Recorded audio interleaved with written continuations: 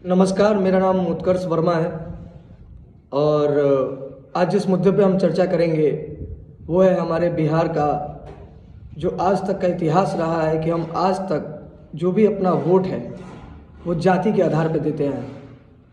कुछ ऐसी बातें हैं जो मेरे दिल में है जो मैं अभी आप लोगों से बताऊंगा। अभी पिछले 1 साल से मैं इस क्षेत्र में 1-2 साल से मुंबई से वापस आने के बाद मैं थोड़ा जान रहा हूँ कि क्या माहौल चल रहा है। तो मैंने समझा है कि भले ही आप सेंट्रल के गवर्नमेंट से खुश हैं, भले ही आप सेंट्रल के लिए गए फैसलों से खुश हैं, लेकिन अगर किसी क्षेत्र में चुनाव हो रहा है, जैसे मेरे ही इलाके में आप देख लो, मैं कांटी विधानसभा का रहने वाला हूँ, वैशाली लोकसभा का निवासी हूँ। अभी क्या हुआ है कि जितने भी अगर आप हिंदू वोटरों से अगर पूछोगे तो वो मोदी जी के कार्य से खुश हैं। ठीक है, उनको लगता है कि मोदी जी ने बहुत अच्छा डिसीजन लिया, 370 हटाया, राम मंदिर बनवाया, ये सब करने के बाद मोदी जी से वो प्रसन्न तो हैं, बट अब उनके इलाके में उनकी जाति का, जैसे कि मेरा जो इलाका है वो भूमियार बाहुल्य क्षेत्र है। तो भूमियार बाहुल्य क्षेत्र होने की वजह से यहाँ के जो कैंडिडेट है वो मुन्ना शुक्ला जी हैं। तो हमारे जो जनता है वो मोदी जी से तो खुश है, बट यहाँ पे भूमिहार जाति के जितने भी लोग हैं उनका कैंडिडेट एक मुन्ना शुक्ला आ गया जिनके वजह से उनको लग रहा है कि नहीं, हमें जाति के आधार पे वोट दे रहा है, तो वो मुन्ना शुक्ला को प्रेफर कर रहे हैं।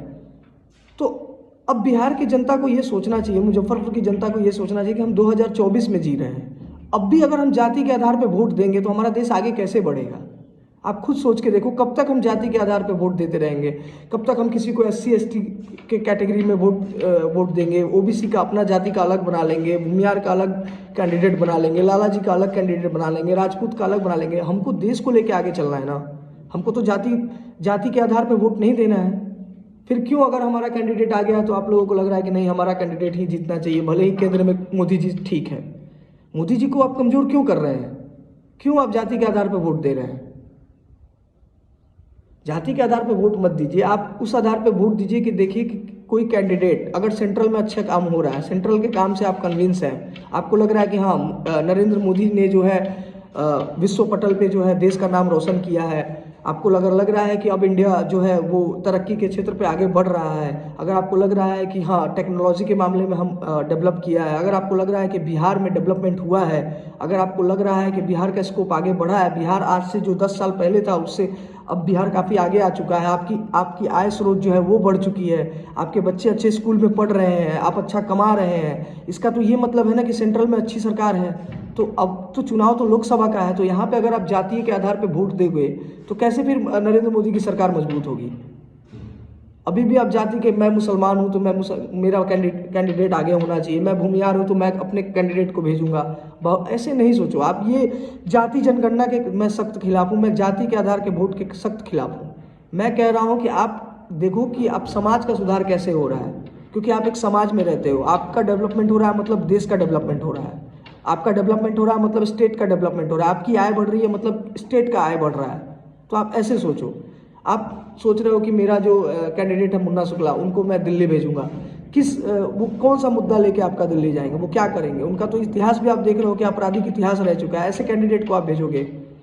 मैं मानता हूँ कि चलो मैं मुन्ना शुक्ला के खिलाफ नहीं हूँ, हो सकता है कि उनको एक बार मौका दिया जाए तो वो जाए, लेकिन मुझे नहीं लगता है कि उतने परिपक्व हैं कि वो समझ पाएंगे कि बिहार के जो गौरव वैशाली खो चुका है उसको वापस कैसे लाया जा सकता है। वैशाली जो है प्रथम गणतंत्र रह चुका है, आपको पता है ना, सबसे पहले अगर डेमोक्रेसी कहीं स्टार्ट हुई थी तो वो वैशाली में हुई थी। आप जा रहे हैं वहाँ से मुन्ना शुक्ला को दिल्ली भेजने के लिए। टूरिज्म का क्या हाल है? अभी टूरिज्म है? आप खुद सोच के देखो। धीरे धीरे अभी जो यहाँ की सरकार थी वो टूरिज्म पे काम कर रही थी, बहुत सारा चीज़ है जो डेवलपमेंट धीरे धीरे होगा। मोदी जी ने एक सपना देखा है कि 2047 तक विकसित भारत होगा, और विकसित भारत के क्षेत्र में हम लोग बहुत रफ्तार से आगे बढ़ रहे हैं, नौकरियाँ बांटी जा रही हैं, नौकरियाँ मिल रही हैं। आप सर्च करो, आप एक बार इन्वेस्टिगेट तो करो कि भाई मोदी जी ने क्या काम किया है, कितना लोन बांटा है, कितने लोगों को नौकरियां मिली हैं, कितने स्टार्टअप्स लगे हैं, आपके क्षेत्र में कितना विकास हुआ है, आप ये सोच के देखो। तो मैं सख्त खिलाफ हूँ जाति के आधार पर वोट देने के।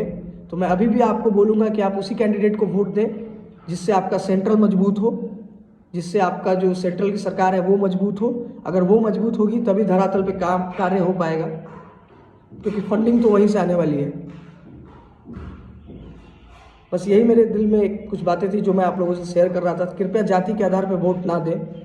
कृपया अपना भविष्य ऐसे हाथ में ना दें जिनका आपराधिक इतिहास रह चुका है, जिन पे अभी तक केसेस चल रहा है। कब तक बिहार की जनता अपने बाहुबलियों को अपना नेता मानती रहेगी? बहुत पढ़े लिखे लोग हैं यार बिहार में। बिहार ने आर्यभट्ट दिया है, बिहार ने सम्राट अशोक दिया है। आप समझो बिहार ने क्या क्या दिया है। और अभी भी आप बाहुबलियों को अगर विधायक बना के, अभी भी आप बाहुबलियों को अगर सांसद बना के भेजते रहोगे तो बिहार का भविष्य क्या रहेगा? बिहार में बहुत पढ़े लिखे लोग हैं। आप बीजेपी का कैंडिडेट देखो, डॉक्टर कैंडिडेट है इस बार बीजेपी का मुजफ्फरपुर से। तो ऐसे लोगों को समाज से आगे आना पड़ेगा। अब आप बाहुबलियों के हाथ में अपना भविष्य दे दोगे तो वो तो अपने हिसाब से सोचेंगे। आप ऐसे लोगों को दो जिन्होंने गरीबी देखी है, जिन्होंने गरीबी देख के ऊपर तक बढ़े हैं, नीचे से उठ के ऊपर तक आए हैं, समाज के हर वर्ग में काम किया है उन्होंने। आप ऐसे लोगों को चुनो।